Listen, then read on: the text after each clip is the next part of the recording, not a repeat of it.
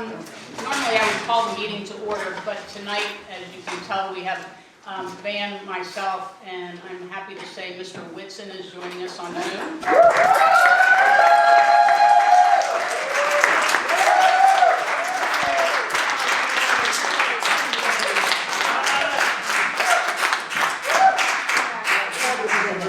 Brian and Christine are not in attendance and asked that we postpone again.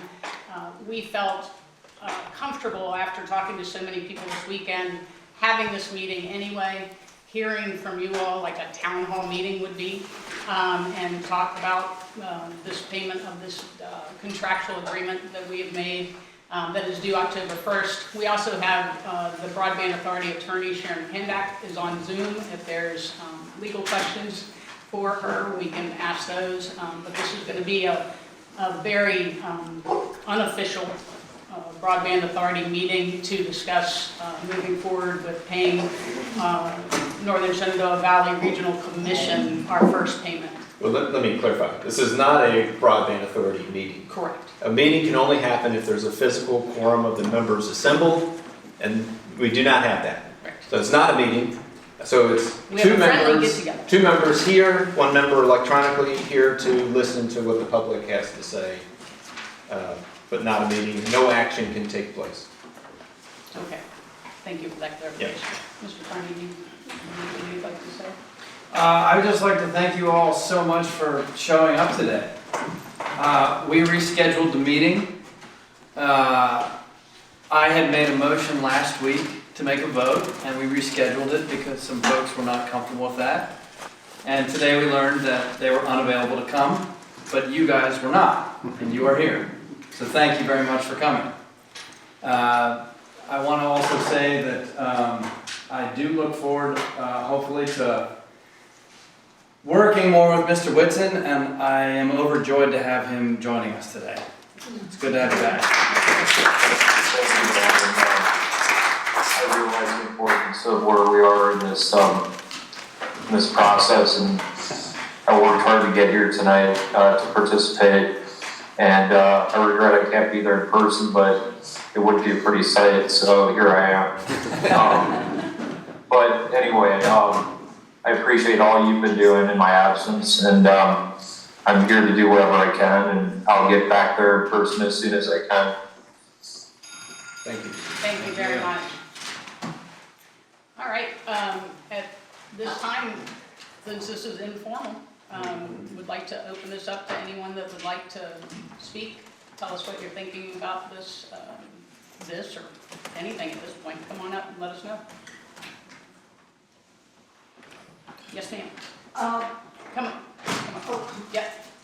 So Mr. Whitson and everybody else can hear you. Oh, my name is Daphne Hutchinson, and my question, I've got a couple questions, but my first question is, has the board sought legal opinion from the Commonwealth of the county attorney on whether a contract that calls for universal coverage can unilaterally redefine the meaning of universal and keep it a secret?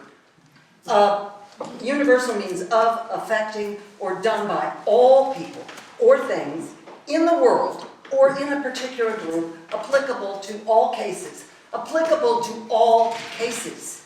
That's the meaning. Applicable to all in the group, which in this case would be Rappahannock residents without internet service. And I think that's pretty clear. And I also want to know if any of the scores of supervisors from the other 7 counties covered in this broadband agreement share Frazier's and Smith's worries, or are they the only local government officials who see the risk? Do you know if any other? And these 7 counties have them? Do we have advice from the county attorney or the Commonwealth attorney on whether universal means universal? Let's say we are actively working through those questions with the legal counsel that has been retained by the Broadband Authority, Ms. Pandek. We continue to work through those questions. We did seek guidance from the state, and the state told us to work it out ourselves with our contractor. And so that's where we are, working on. So we don't know what universal means in this contract? We all know what universal means. Right. And there are, within the agreements, there are maps, there are words, Yeah. there are numbers, and so understanding how those three things work together is where we are. And where a map speaks, and it may seem or appear to be inconsistent with a number or a word, that's where we are having to work with the contractor and the regional commission to come to a common understanding of what they mean together. Right. And there are nobody else in the other 7 rural counties have the same problem. I Or don't have awareness of that. Okay. And if there is They all have nothing, the same documents. We all have the same documents. if there's nothing that the Board of Supervisors can do, which seems apparent that you can, to give, I mean, we're an hour and a half from the nation's capital. A mile, 0.2 to my house from here, and I have not had reliable phone service in 2 months. I have called CenturyLink. You can't even call them anymore. We have been to the CenturyLink office in Front Royal. There's a sign on the door. It's closed. There's a sign on the door that tells you where to call. The number is not in service. So there's no way. There's no way. And we're just stuck. I'm a widow. I'm 77. I live on the end of a gravel road. I need communication. I tore my rotator cuff 2 weeks ago. I couldn't drive a car. Not only my phone went out, my internet, everything went out. You call them, it takes 2 weeks when you could call them to get an appointment, and then they don't show. 3 times in a row, the last 3 times I've called. What district are you in, Debbie? Pardon? What district are you in? I'm in Keir's district. So I would ask you to please do your best to try with CenturyLink, but we do have a good human I'm giving connection. up. We have a good human connection with Emmett County Administration, so call my office and we will advocate on your behalf, and it's been very successful recently. That's with why I got CenturyLink. my landline put back in, because I read you saying that. Great. Please call. But then it was in only for 2 weeks before I had it taken out again, because it didn't work. Well, call us again. So, And I have one last thing to say. I've covered this county for a long time. As a reporter for the Rappahannock News, as news editor, and then as editor and general manager. And I've never seen an end run as smarmy as this one around the will of the majority, a majority vote, taking advantage of Keir Whitson's heart attack. I just think that's the smarmiest thing ever. Amen. It is. Thank you, Daphne. Thank you, Debbie. Yes, sir. Paul Frazier, People District. I'm pretty darn disappointed. I'd like mostly to voice my support. And since this isn't a meeting, can I do something that I could never do in a meeting? well, Within reason. Okay, throw pictures. How many people here are for this? How many people are against it? 1, 2. That's all I want. Thank you. Thanks, Paul. Thank you for volunteering with the fire. Yes, sir. Kerry Sutton in the Piedmont District. Keir, it's good to hear your voice. There's been lots of talk wondering how you are, so we're happy to hear your voice. I also want to put on record, and I'll say this to Julia, I think it's irresponsible for the other supervisors to not show up to this meeting. For elected officials to not be part of the discussion is simply irresponsible.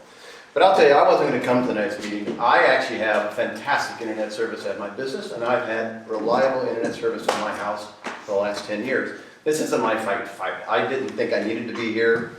I'm assuming everybody on this board has actually reliable internet service at their home. I actually was talking to my neighbors, and I realized that this isn't about me. It's not about you who have internet service. This is about providing service to those who don't have it in the community. And internet service isn't essential anymore. I actually shop for shoes and groceries and dog food on the internet. I watch entertainment and get my news on the internet. I talk to my mother, I keep up with my family, I talk to my friends on the internet, and I'm trying to learn Spanish on the internet. Not very well, but I'm trying. It's an essential service, and if without the kids in this county, I have no kids, I have no family here, so again, this isn't my fight to fight.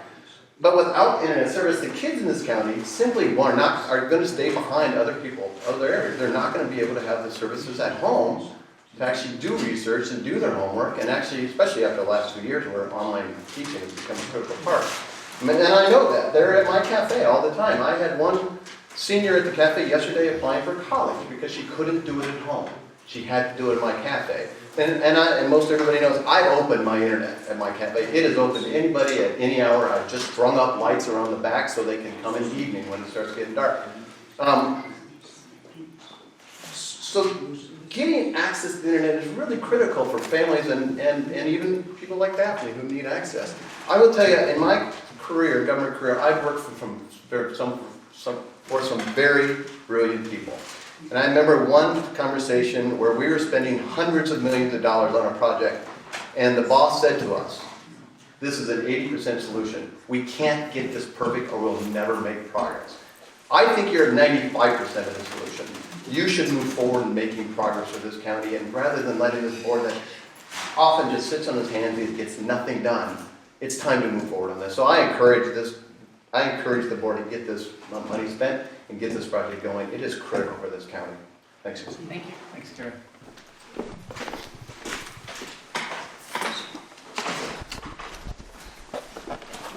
My name's Mike Sands, and I'm in this month.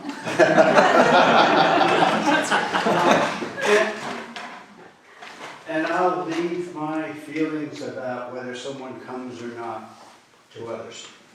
However, it seems to me the question really isn't about, we've done the debate about whether we're going to move forward with broadband. We have a contract, as I understand. As a businessman, my understanding is when I have a contract, I have contractual obligations that I need to meet. And part of that is paying my bills. So for me, this is an absurd situation where we have a county, if I don't pay up my bill, I get docked at the other end. My credit rating goes down, and I am constrained in how I do business in the future. For a county to not meet its contractual obligations, to me, is irresponsible. The money's there, the contract is signed, the debate is not about whether we're going to have a move forward with the broadband.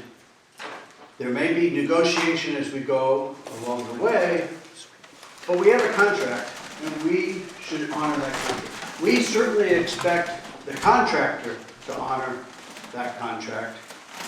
We should be doing the same thing. Thank you. Thank you.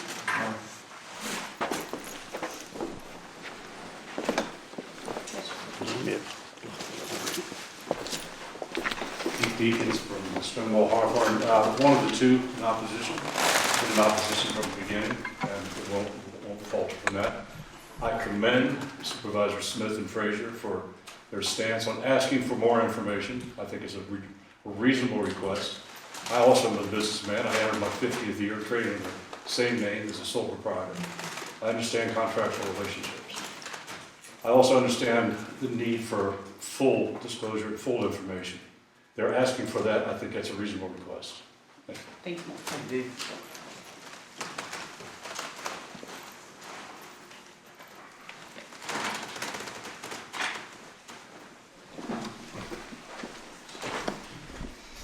Rick Kohler, Jackson District.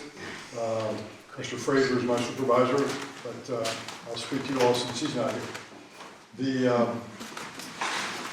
First of all, at my home, I have HughesNet.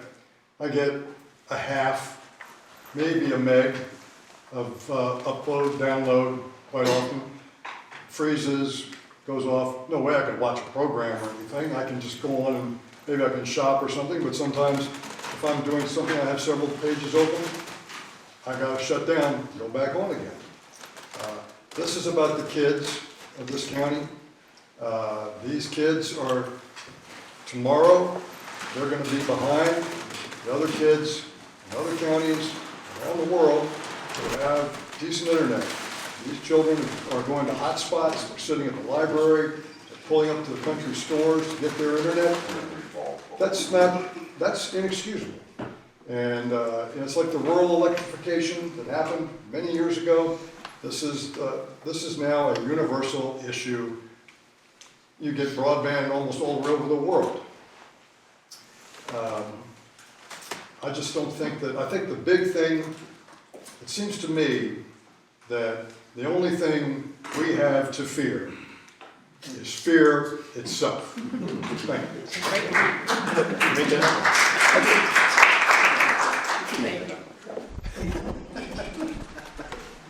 Anyone else? Yes, ma'am. Monica Worth, Piedmont District. My supervisor's not here tonight, as you know. As I was thinking about this issue over the last few days, I was remembering that I worked for the Vietnam Veterans Memorial Fund in Washington for about 3 years as a communications person. And our phones used to ring regularly with students calling from around the country, asking questions about the Vietnam War. And that was because 15 years after the memorial was built, which was the time that I joined them, the encyclopedias in their houses hadn't caught up yet with the information. And if they were at home at night doing their work, they had only that to rely on. And I don't know about you guys, but my parents bought a bookcase full of encyclopedias that were 20 years old when they bought it. And that's what we used when I was growing up. And Jan Scruggs, the founder of the Wall, used to get a great kick out of talking to these students and giving them that extra something that was going to make them really stand out the next day because they had talked to him himself, et cetera, et cetera. But it was no solution for doing homework. And we don't live in that world anymore. We just don't live in that encyclopedia world anymore. And we all know that. Just as I think about that in terms of the county itself, having been the former president of RLEP, Rick Kohler's, the organization you lead now, and several other people in this room have been involved with, any number of people in the county. One thing about this solution is that it leverages existing infrastructure and infrastructure provided by Rappahannock Electric Cooperative and others. So we're not going to be impacting the view sheds. We're not going to be impacting our dark skies.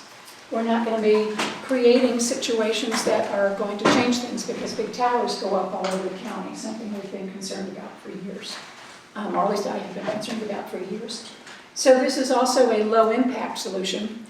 And it also impacts those low impact businesses that we want to attract to the county, as I understand the goals to be, in terms of people being able to work from home, people being able to have offices and businesses that are not manufacturing facilities or other things that could have an impact on the environment in the county in a way that we might not want them to do.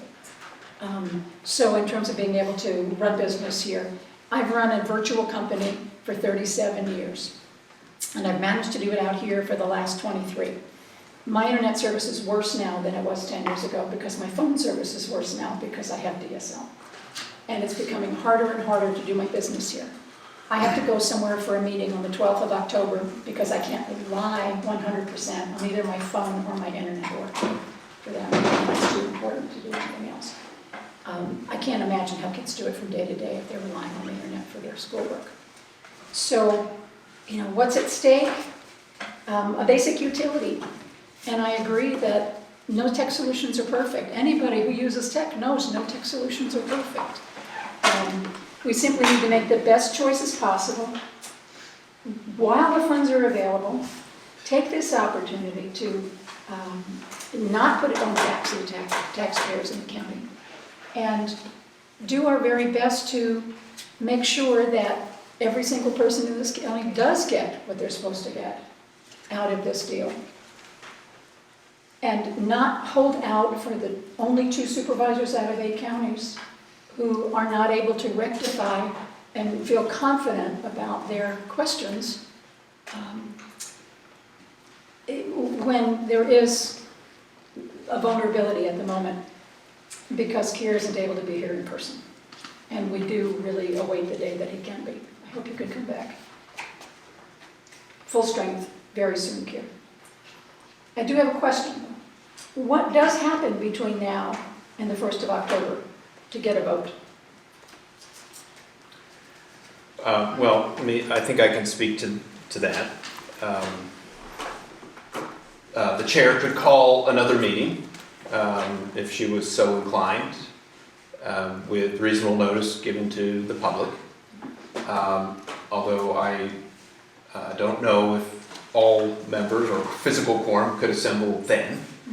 I have today, in the normal course of my monthly cycle, shared a preliminary agenda for the Board of Supervisors meeting, which is on Monday, October 3rd, with the board, and included on that a joint meeting with the Broadband Authority, which could convene. Of course, you all know that it's the same people, and they would have a joint meeting with themselves, and they could take up the matter at that time. Of course, that is October 3rd, which is after October 1.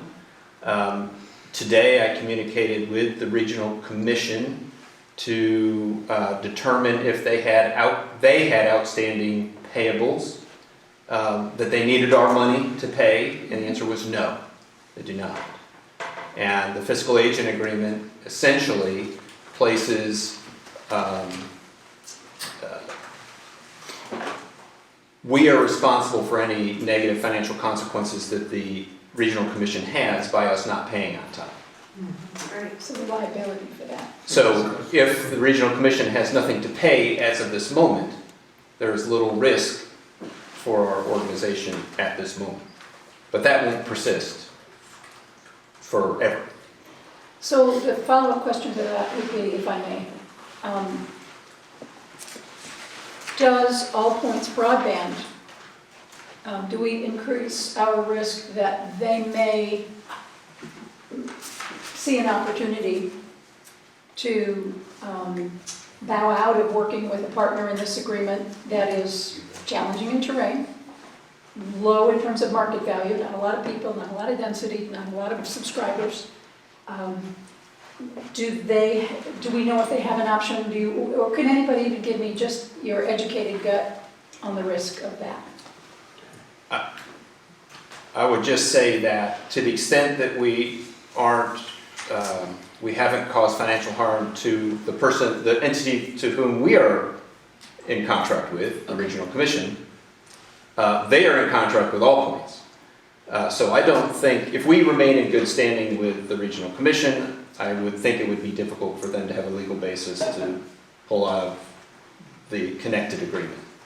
And the way the billing works is All Points Broadband at various times during the project, whether it's design or actually construction, will send invoices to the state. The state will vet those invoices and will approve them, perhaps. And then once they approve them, the state will pay All Points and send information to Regional Commission, who will then pay our part of that. And so we will pay money to the Regional Commission, they will hold our money, and when and only when the state has authorized the payment, will then the Regional Commission make payments on behalf of the counties. Okay. None of that has happened yet, and so our money, which will be deposited with the Regional Commission, will be needed if and when that first bill from the state is approved. Okay, that just made me think of one other question, if I might. If they're okay, I'm okay.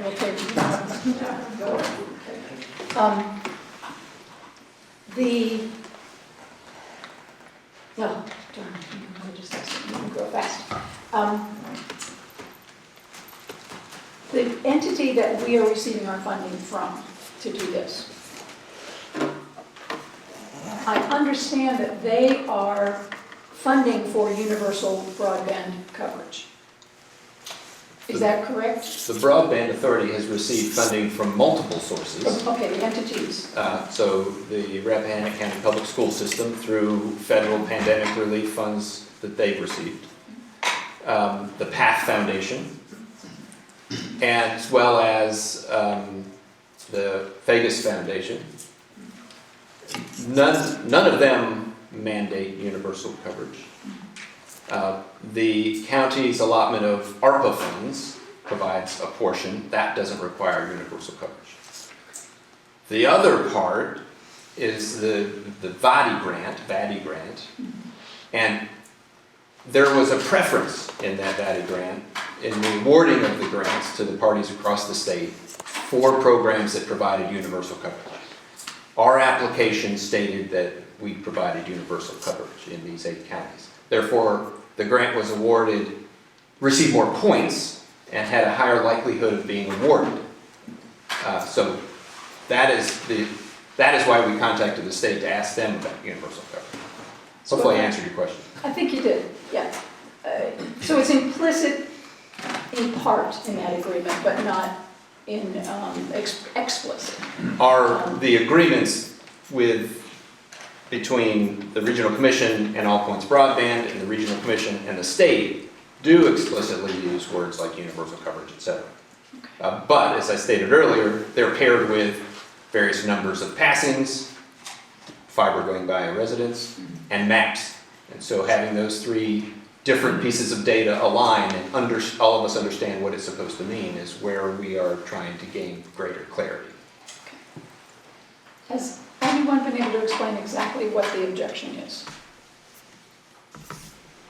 Well, I very hesitant to speak on behalf of Mr. Frazier and Ms. Smith. I understand it to be that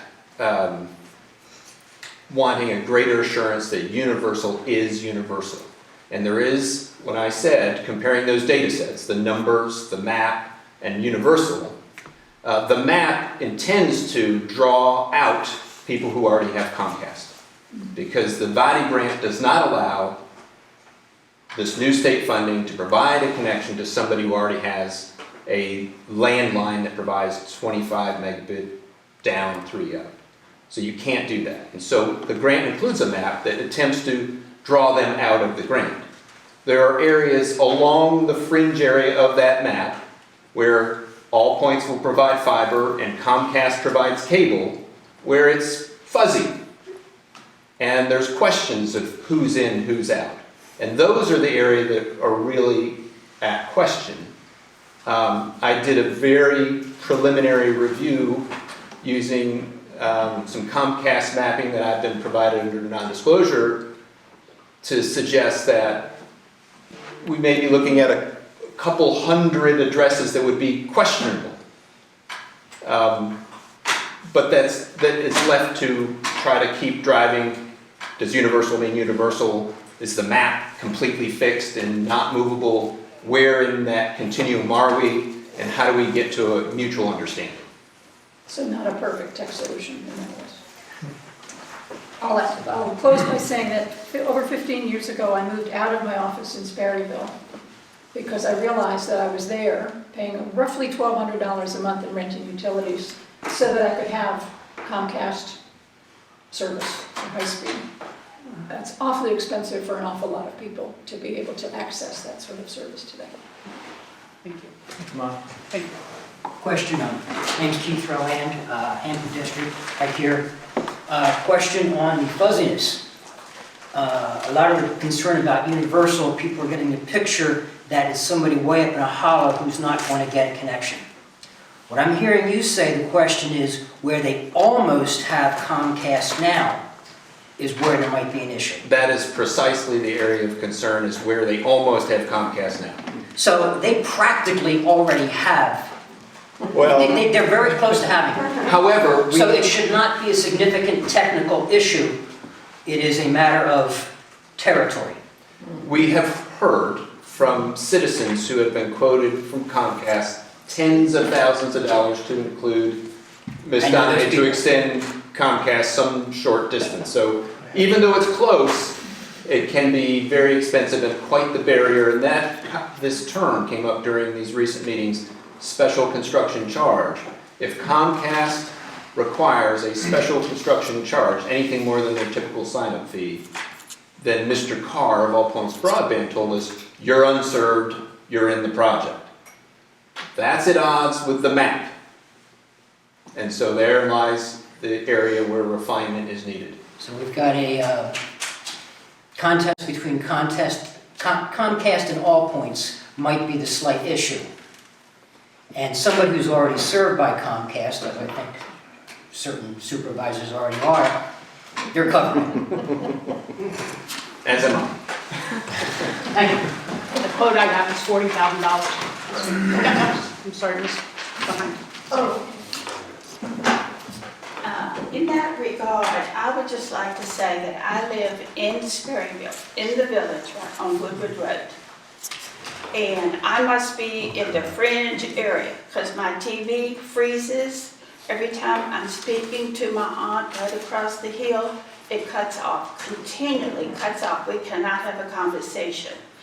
And also my internet just goes blank all the time. So I have Comcast, it's over $200 a month. I have nothing. And my aunt, she has Comcast on her TV. If the same thing has happened to her. When I speak to Mr. Atkins, everybody that I talk to, I cannot have a telephone conversation. So, you know, if you say I'm served, I'm not. And I'm just concerned about having to pay, because I put tax dollars in here too. On people who own small lots are really carrying this county. And so I think I have a say in this, and I don't want to pay and I not be served, and those others that think they're going to get service, if it's like mine, God help you, we're wasting our money. The other thing is, to me, if you're committing over $1 million of our tax money, I think it should be a unanimous vote. Christine has never, ever voted for this. And she has a lot of constituents that have Comcast, but they're having a lot of trouble with it. So that's really my biggest concern. Thank you. I would invite you to reach out to me, and I will use my contacts with Comcast to try to get to the bottom of that. Because I have Comcast at my house, and I've contacted them many times to get what we're paying for. Well, you know, there is no local service here. You have to go to Manassas to speak to anybody live. So I have spent hours talking to them, and they assure me that now they have reset it, it's going to work. No, it does nothing like that. That when I'm talking to a person in the Philippines is going to work. That's just to get me off the telephone. And that's why for the telephone companies and the cable companies, we've sought to have relatively local humans to talk to rather than machines and offshore, that we can express our local concerns. And Comcast is one that I do have contacts for. So it's my understanding that there's no maintenance, All Points does not do any maintenance. So who's going to do all this maintenance? Absolutely, they do maintenance as part of their agreement to do maintenance. And that's in the contract? Yes. Okay. So the other thing is I may have false information, so you all clear it up if I do. But I was told that we have $2 million to the good. We owe $200,000 on a bond. So we have $1,700,000 in the bank. So is this money going out, and then we'll be left with $400,000? We have much more than $2 million in the bank. Okay, good. The Arpa funds, these federal pandemic relief funds that have come into the county, total about $1.5 million. Maybe that's what you're hearing about, perhaps. Those dollars are available for allocation by the board, and they have chosen to allocate part of them to broadband. So those are your tax dollars, they just happen to be your federal tax dollars. And what was the second paragraph? I'm sorry? So it's not going to deplete our balance? No. Okay. Gary, exactly how many local tax dollars have we committed to this project? 0. So, but to be fair, and I'm very fiscally conservative, you get to spend that dollar one time, right? And so this this board and the Board of Supervisors has to decide how to best invest that marginal tax dollar, those ARPA dollars, and they believe that investing in broadband was the best use of those dollars. And they can't be used for that and a courthouse. And the right? federal It's one or government the told us very specific things we could use the That's ARPA true. dollars on. Infrastructure, One of which broadband being was one. broadband. Okay, well, to me, our big expense that we have staring us in the face is this courthouse. And to me, that needs to be the priority. It's scary to be in this building with all these people and have one way out of here, and that's down those steps. So I don't want anything to interfere with that moving forward. Yes. Thank you. I hear you. Yes, I ma'am. hear you. Yes, sir. My name is Mark Anderson from the Piedmont District.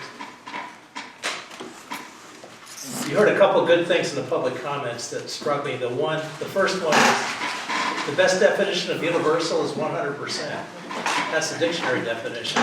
That means every last person in the county is going to have broadband, high-speed broadband by the time this project is done.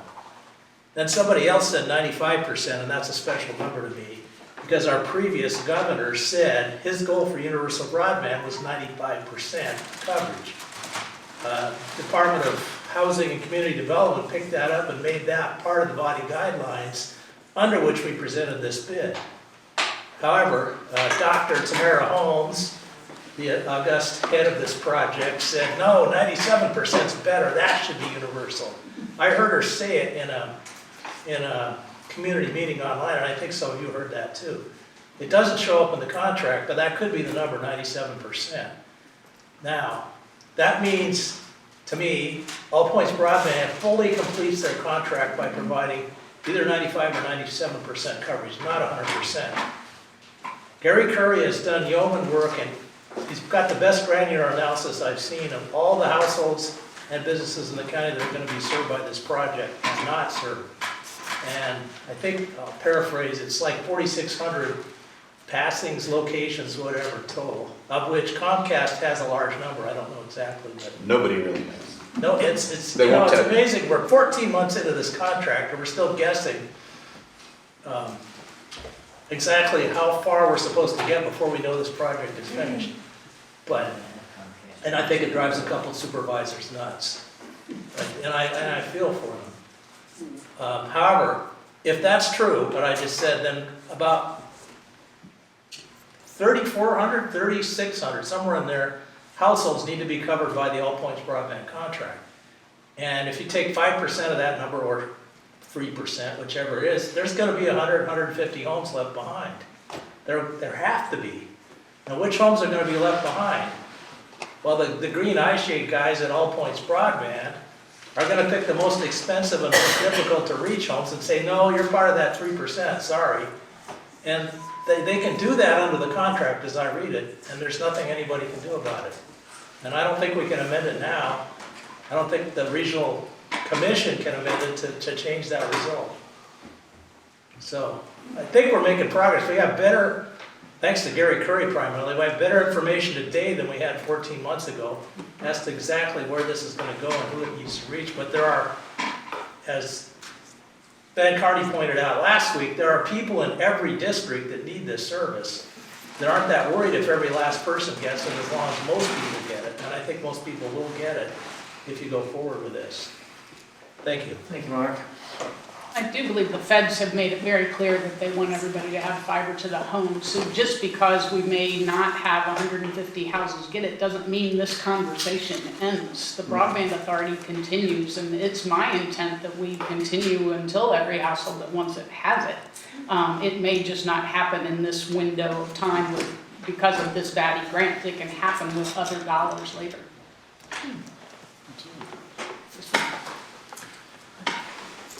Kay Kohler, I'm in Jackson District.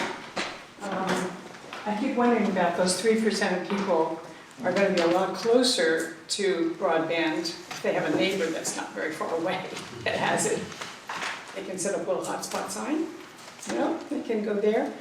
Or I'm asking Ms. Smith and Mr. Frazier if they can name 5 households they're concerned about. Is this just a general feeling that there's these people out there, or do they know people that could be addressed in the next week? See if that can satisfy.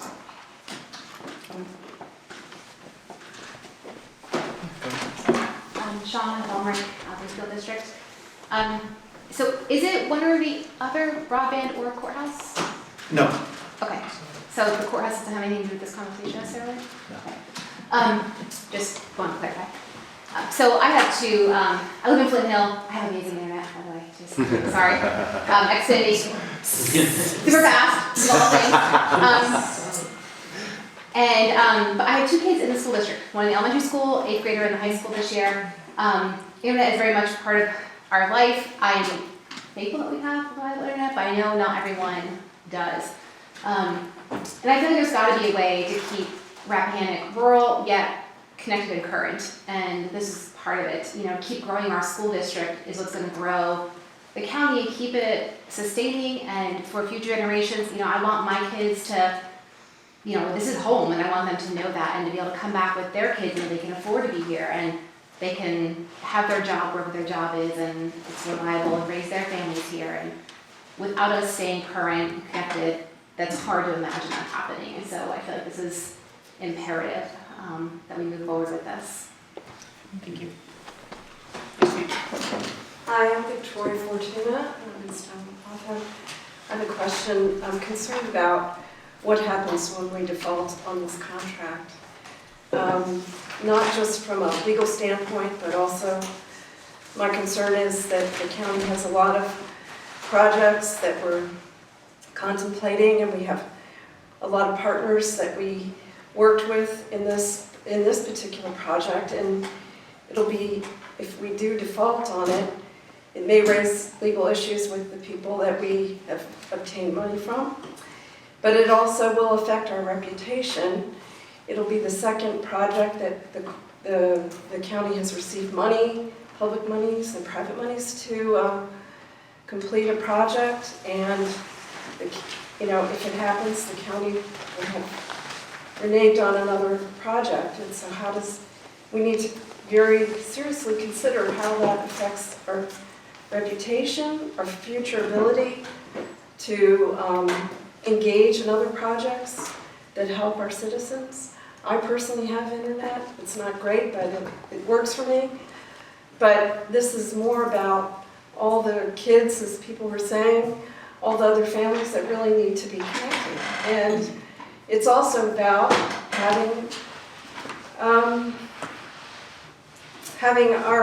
being a responsible citizen as a county in our region, and living up to our obligations.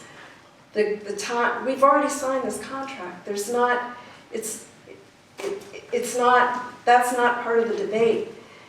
You know, obviously you guys need more information. There are some things that are not clear, and that's all well and good. You can work on those issues as the time goes along. But really, this has if we default, it will have a very negative effect on our ability in the future to issue bonds, to work with some of these organizations that have given us money. And I just think we need to bring these guys in, and you know, maybe they don't really have a good appreciation for those long-term impacts. So do we know what will happen? Will we? I think if we do not pay on the agreement, obviously it states that we're responsible for negative impacts to the regional commission. I suppose there's a way through our legal counsel to unwind and pull out, and that would involve the state grant funding and sending money back to the state. I think it would be very, very complicated. The other part of your question relative to those other funders, the Vegas Foundation, Path Foundation, schools, we've already received, the Broadband Authority has received the money from the schools, and if the money from the Path Foundation hasn't hit our bank account yet, it's any day now, the first $500,000. I did have a conversation with their representatives who were very apprehensive, and I assured them that if the project didn't go forward, the Broadband Authority would send them their money back. I would hope that we don't have to do that. Yeah, but it still will have an impact on their willingness to work with us. Well, I can't speak to whether the Path Foundation would choose to provide money for other projects in the future. I would suspect that it would impact the questions they ask when that comes along. And to your point, when we go to build the beautiful courthouse that I hope that we will build, we need to be in good financial standing to float some bonds, to pay for it. Yeah, and so if we default on a contract, that's, will have an impact on your credit rate, on our credit rating. So being in good financial standing is very important to me for our county. And the county's worked hard over multiple years to get there, so Yep. don't mess it up now. Thank you. Yes, we do. I'm Steph Ritter, and I'm from the Wakefield District. And Keir, if you're still on, I cannot tell you how happy I am to hear your voice. Thank you, Seth. Oh, gosh. One of the, a couple of things.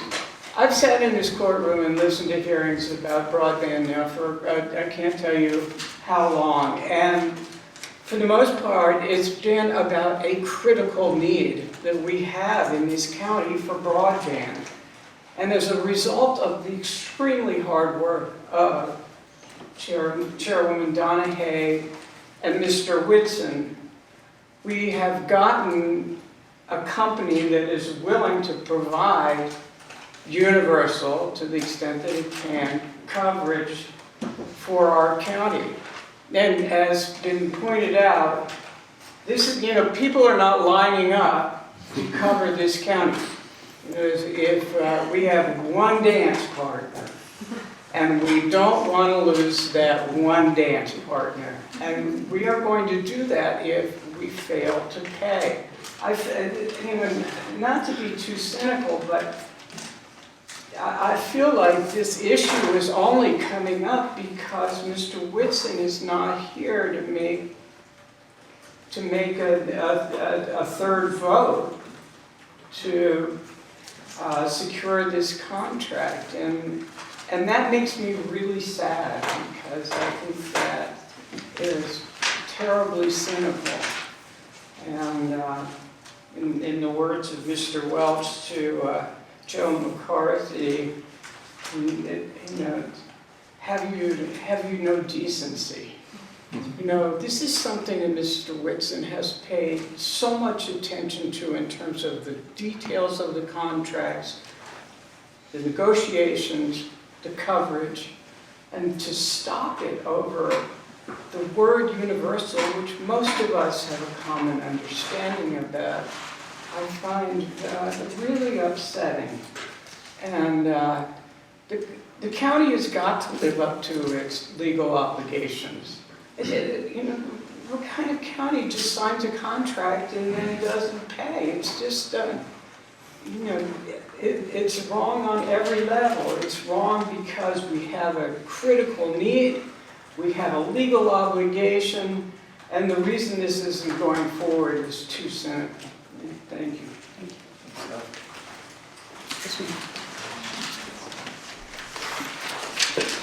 I'm Nancy Dillon, I'm from the Hampton District, and staff just said everything that I wanted to say.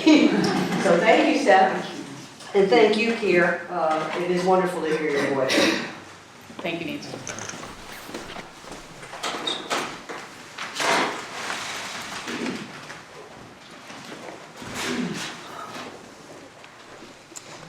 My name's Henry Coffin. I live in town of Washington, and before that I lived in Harris Hollow.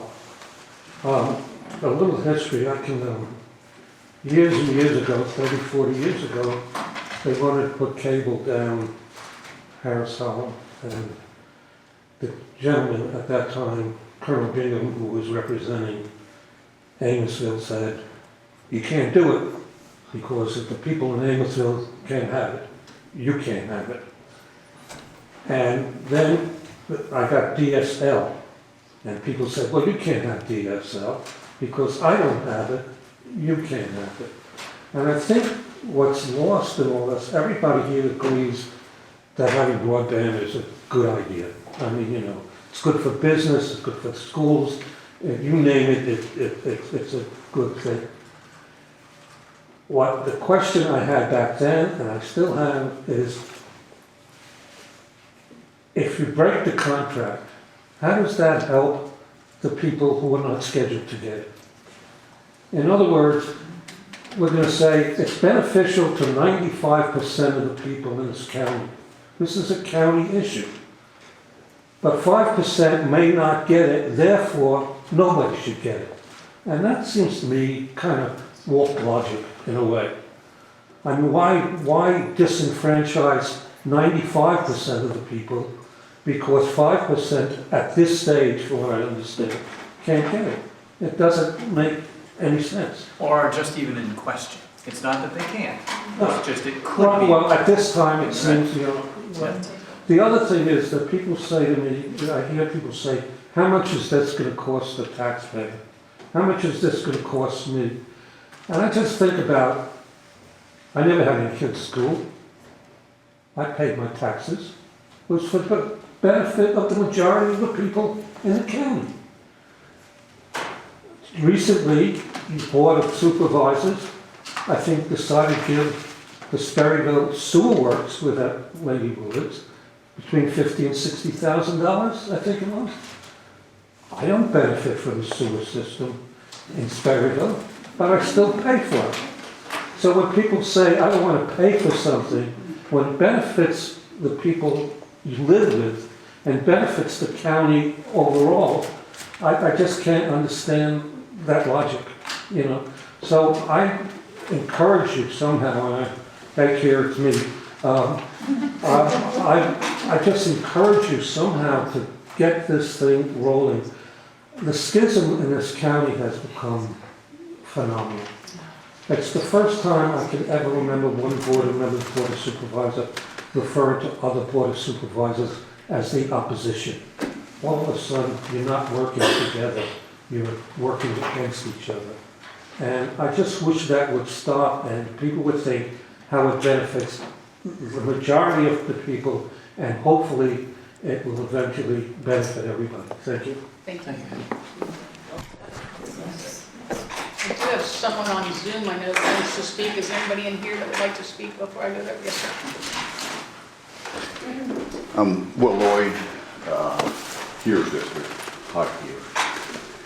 So I have a question and then maybe a description of why I struggle to understand the position of our missing supervisor. So let me start with the question. And the question is, you've previously voted on this contract, which includes the payment terms. There was a discussion of a schedule of values at one of the previous meetings, which I wasn't here for. Was there a vote and an acceptance of this schedule of values? I don't think in the terms that it was brought up in that time, ultimately the payment is built into the fiscal agent agreement that we have with the regional commission, and it's separated from the work that actually progresses, which is subject to the other agreement. So I guess despite the schedule value part, you've already voted on the contract. You've approved the contract. The contract included all these provisions for payments. So why is another vote required to do what you've already voted and said you were going to do? Well, I think we decided that, I think it was, correct me if I'm wrong, Mr. Curry, but there was an issue with, before each payment, whether we would authorize the chair to do it, which I personally would have been fine with, or if we all needed to sit down and agree on it. Is that the way it went? In an earlier Broadband Authority meeting, discussing an invoice for obviously a much lesser amount than $1 million, there was discussion on how that process would unfold, and there was a decision by the body to consider those payments at a meeting and authorize them to be made. Yeah, it just seems redundant. So, for all my career, I've done design, bid, build, construction management of big projects. Those projects are extremely well defined during the design process. The specifics of what we're building, what we want at the end are very well defined. And for every single question, there is an answer. because there has to be, right? Every detail is worked out. Every detail is known. If it's overlooked, it's a quick answer because it has to be there to build the project. It took me a while to figure out, or at least accept that this is not one of those projects. By design, right? It can't be one of those projects. The county could never execute a project like this for infrastructure like this, right? It's not something anybody does except for the Comcasts of the world, right? That's their job. So I soon understood the approach of the project, which was much different than a design bid build project, in that it's essentially grant money that we're pumping into a public company to make it practical for them to come give us service out there, right? And the way that was done through the federal government, the state government, and all these bodies and all these committees and all these counties, there are no, not that there are no answers, but not every single question has an answer. It just can't. The way it was executed, the way it was put together, the way it's being done, there was no way for it to reflect a design bid build project. They're totally different worlds. So, that said, there are going to be unknowns, right? Universal coverage. Maybe that's going to cover everybody but 2 people. Maybe that's going to cover everybody but 300 people. Maybe I'm one of those people. I don't know.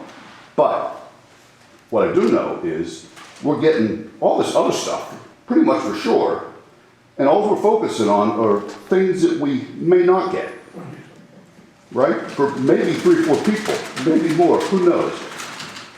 So I just don't understand the logic in holding things up whenever it's for the betterment of the majority of the people in the county, while we're so hung up on what might go wrong. It just makes no sense to me. And I guess the last question is, somebody asked about the internet because they have Comcast. This is more of a question, but I can't believe that once this project's over, other people can't go to Allpoint and say, I want your service. It's just that you're not part of this project, so the grant money doesn't cover you, but it still might be a $200 connection fee to get service from Allpoints when this is all said and done if you pay Comcast, right? So it's a utility. Their job is to get as many people signed up as they can to make money, right?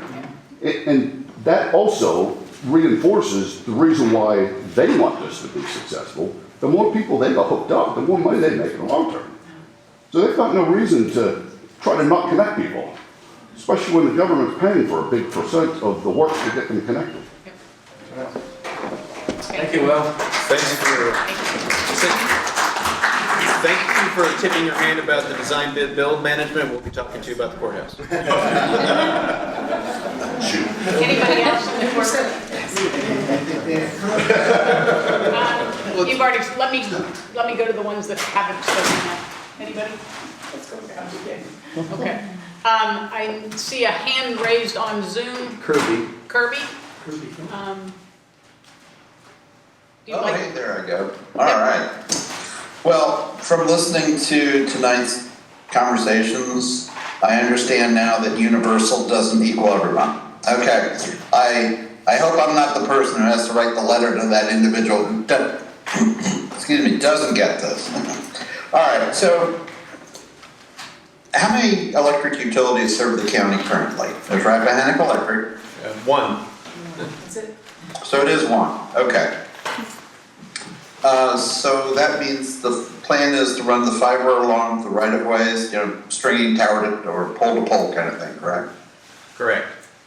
Okay. Or underground. So that means, unless Comcast or someone else has strung, and we're not talking, because, I have other service providers that are coming through airwaves, not through physical cable. So I'm apparently counted as unserved or underserved or something, which would include me in the universal part, I think. So if you have electric service, your chance of getting this service is very good. Is that correct? the intent is that it provides service to everybody who doesn't currently have Comcast or is not able to get Comcast without a special construction charge, with the caveat that we are trying to work out what that means compared to the maps that are in the package. And is there an area that is gapped and neither cover? And that's what we're trying to work out. Okay, I guess that's not exactly how I meant my question, though. Sorry. Try again.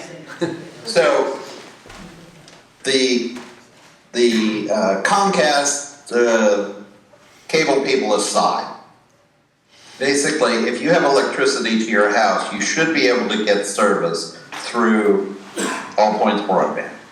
Is that correct? That is the intent. Okay. And can I clarify one thing? I don't think it's necessary for you even to have right. electricity. You don't have to have overhead or That's underground service to get this. Well, right. You don't have to. That's the logical pathway for the fiber to get to you because of the partnership with REC. Okay, that's the lowest cost option, I assume. Yes, they can dig and run a conduit, but if you're stringing wire from pole to pole, that would be more timely, I believe. So anyway, I think that behooves people who are at the perhaps end of an electric line the likelihood of getting this service, even if they have others available. So, okay, that's all. Thank you. Back to lurking. Thank you. Anybody else on Zoom? Phone here. Okay. If you're on the phone, I believe *6 might unmute you. You got it. All right. Can you hear me? Yes. Yes. This is Paige Blaine, Jackson District. Yes, sir. I want universal broadband coverage for this county as much as anyone. But this project is a waste of taxpayer dollars that ultimately will not provide long-term broadband service. The issue is not the what broadband, the issue is the how, what is under contract. Many concerns identified to the Broadband Authority from the beginning are being shown to be valid, but the majority pushed this bad deal through, ignoring those concerns and without building consensus. Yes, the children will be denied a needed service because the adults did not do their acquisition homework, and consequently, the county did not put forward a realistic plan. This scam is not universal coverage. Those with special construction costs in Comcast area are not included.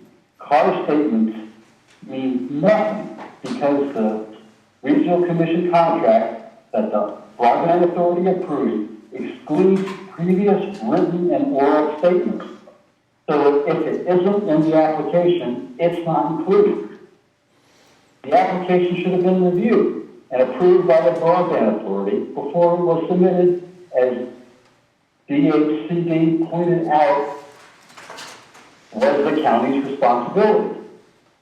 REC has said that they have the plans but can't release them because their non-disclosure agreement. These plans define the scope and would resolve the universal coverage issue. Why does the county get to see the plans?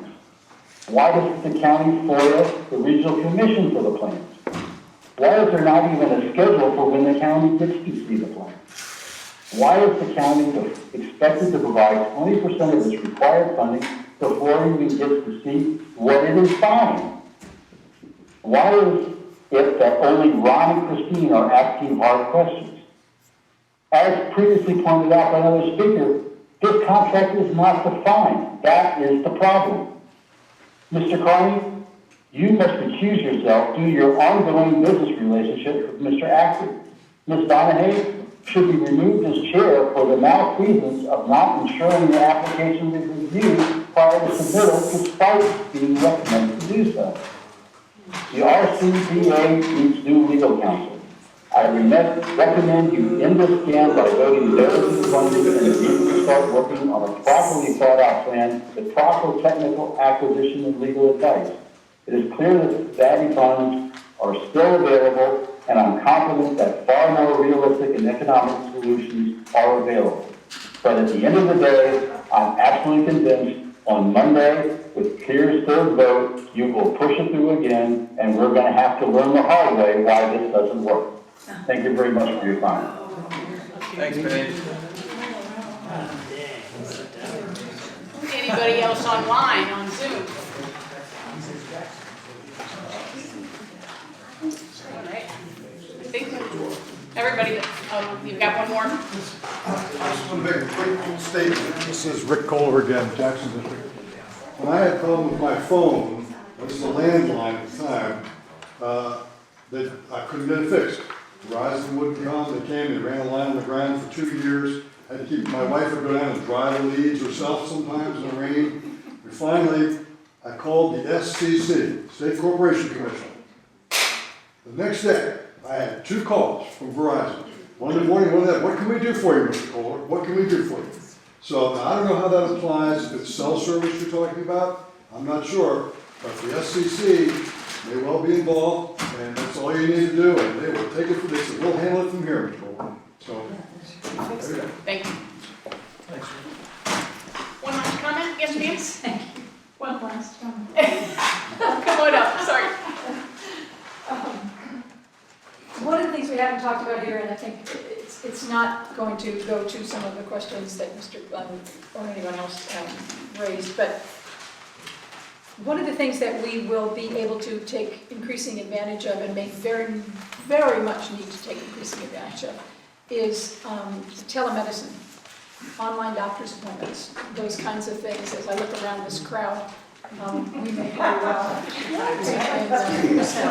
be in a position to take advantage of those services, but also young families, people who are hard at work trying to raise kids and everything else. There's any number of ways in which telemedicine becomes very important, and I assume it also would impact, although they just got toned out, fire and rescue workers as well, in terms of their ability to provide in-house services throughout the county. So I just want to raise that issue too, as far as the future, not just the current needs. Thank you. Thanks, Monica. Mr. Whitson, I'm wondering, since we've all been talking, if you'd like to say anything. No pressure. Sure. Thank you, Chair Donehey. I had a couple of questions which dovetail, I think, pretty nicely with Will Lloyd's public comments. And the first question is probably for Mr. Curry, and it might require some input from Ms. Pandek. My question along the lines of what Mr. Lloyd raised is, we did agree to enter into this contract, and to me that does imply an obligation to pay. And here we're hung up basically on an accounts payable technical issue, and it seems to me that when we sign a contract like we did, and we agreed as a majority to enter into it, the requirement to pay our bill is implied. It's self-evident. And I guess my question, Mr. Curry, I know you mentioned in passing in response to Mr. Lloyd that we made the decision earlier that we would review bills, et cetera, but is that in writing? Is that a board policy? Or can we not just make payment? That's my first question. My second question is, I know in my line of work, when I get into a pickle with a client and they're not able to provide the information I need to submit to the U.S. government on time, I file an extension request. And under a worst case scenario, I wonder if it would be worthwhile to formalize our position vis-a-vis the regional commission and simply write a letter and state that we are working out our internal accounts payable decision-making a bit, and that will be delayed, but we assure them that we'll make payment. In other words, some kind of somewhat formalized extension request so that we're on record at least acknowledging that we might not meet the October 1 deadline. And I think those two areas are not super clear to me. And then finally, I not to restate the obvious, but Mr. Sams is exactly right. What's going on here is absolutely, positively regrettable and ridiculous. our reputation as a county is on the line. We are putting at risk our relationship with very, very generous foundations and donors, including the PAC Foundation, Vegas, the school system. Let's not forget that they're putting money into this. And I'm beside myself with regret that we're sitting here fighting over a simple accounts payable issue, and in the process, basically burning our reputation with these co-funding organizations. And that's just a comment I wanted to make. Thank you. Thank you. Thank you, Mr.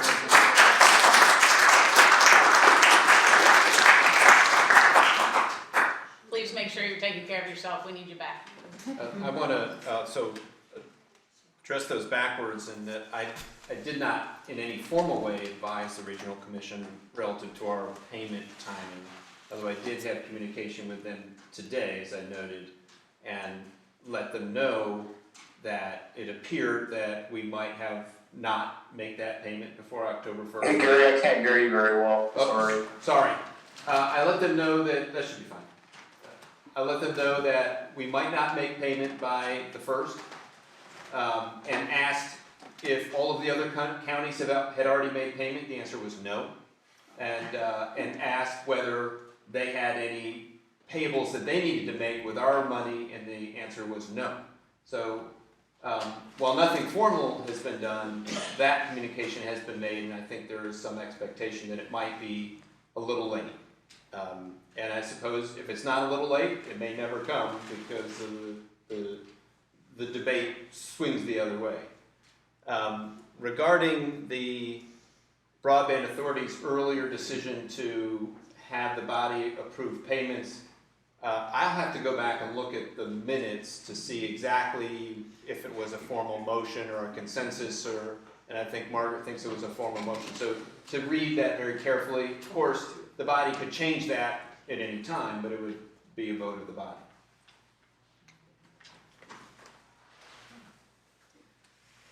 Thank you for that. Thank you, Mary. Anyone else? I think we're at the final. Okay. I can speak for myself anyway. I really appreciate that everyone came out tonight. I am sorry that we didn't have a quorum, so we couldn't actually move forward, but I'm really happy that we got to hear from everybody. So many people made great points, and I think we have some notes of some things we can clarify. But bottom line is, we have a website for the Broadband Authority. If you haven't been to it, it's pretty informative.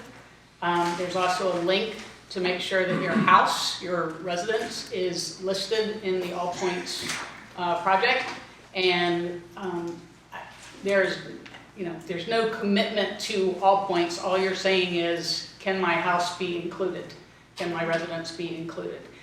They want to know, so that when it's time for them to come to Rappahannock County, there'll be signs and everything else, but they know where people are that may want to be beta testers in Rappahannock County. So please make sure you go to that site and put in your address. Rapbroadband.org. Rapbroadband.org. Yeah, I would just like to read. Oh, Diane, do you have something you want to say? Do you have to can you have a piece of property that does not have a house on it that would like to have access to broadband when the house is built? The big incentive for this program is that for 12 months after fiber comes by your house and is ready to be, or your property ready to be deployed, if you sign up within 12 months, they will extend that fiber to your structure for $199. Even if it's a mile off the road. That's a big cost for this provider, but that's their incentive to get a lot of people to sign up while they have the crews in the field. If you wait till 13 months, it's going to cost you a lot more if you're a mile off the road. Now, if you have a home site on your parcel that's very close to where the line is, then your connection fee might be $199 or something like that. But if it's further than, I think, and it's not defined in the contracts, one of the things we push back on, 500 feet away, then there might be a per foot cost to connect. So if you have no house now and you have no house in 12 months with it, by the time it goes by, you're subject to whatever the terms are at that time. And I just wanted to say that I really appreciate all of you coming out and hearing every single one of you speak your mind. Thank you very much. And I have to say that while this is not a perfect solution, I think it is a really, really, really good one. And it is incumbent upon us as supervisors to make sure that we keep our authority members and keep this thing on the straight and narrow and make sure we're always on the right track, which will require us consistently hearing from everybody. So thank you. Thank you, guys. Thank you. So not meeting is adjourned. Not meeting.